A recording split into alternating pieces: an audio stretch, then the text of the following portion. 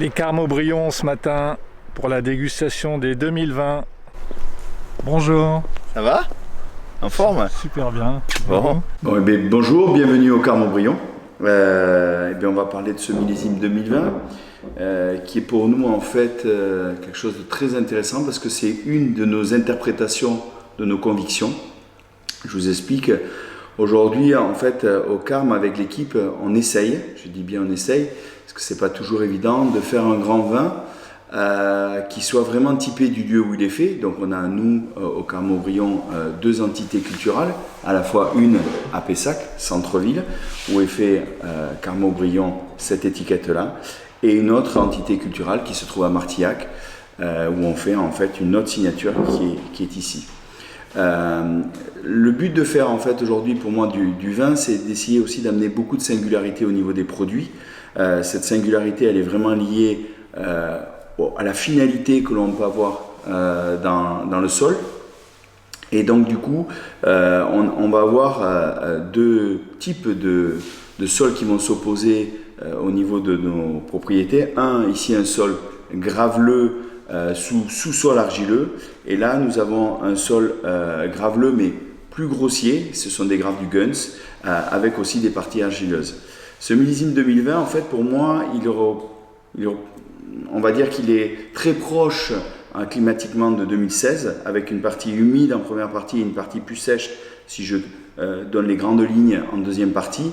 Et donc, il a fallu, nous, vignerons, s'adapter à une chose en permanence, c'est comment on allait gérer cette eau au niveau du sol et surtout du sous-sol. Donc la première partie, on a essayé de travailler les vignes pour qu'elles absorbent le maximum d'eau, donc soit en laissant un peu plus de surface foliaire exposée et aussi au niveau des sols, avoir un peu plus d'enherbement pour consommer le maximum d'eau. Et lorsqu'on est rentré par contre dans une phase un peu plus sèche, et bien là on a tout fait au contraire pour maintenir de l'eau dans les sols. Donc avec différents systèmes, c'est-à-dire on a réduit nos surfaces foliaires, mais on a laissé des surfaces foliaires autour des raisins pour avoir un microclimat un peu plus adéquat pour cette maturité. Et deux, on a travaillé nos sols et on a ressemé des plantes qui nous permettent de faire un couvert végétal, comme un mulch, vous voyez, comme un paillage, pour continuer en fait à limiter cette évapotranspiration.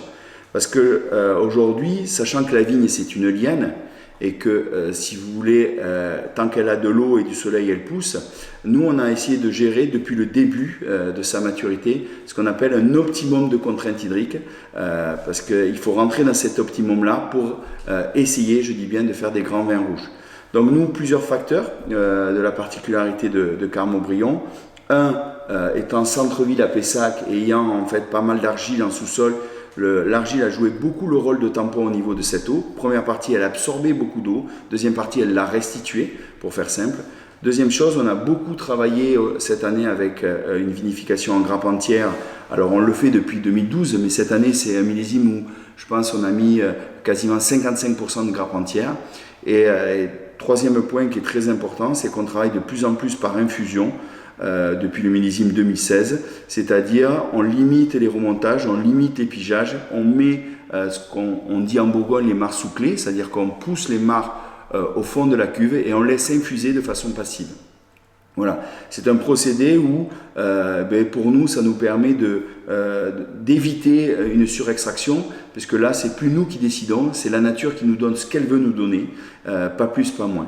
Les équilibres de ce 2020 sont géniaux pour ça, puisqu'on arrive à des équilibres entre 13,6 et 13,7 avec des acidités assez marquées, c'est-à-dire des pH aux alentours de 3,60, qui pour nous est vraiment l'équilibre ou l'harmonie qu'on recherche dans les vins.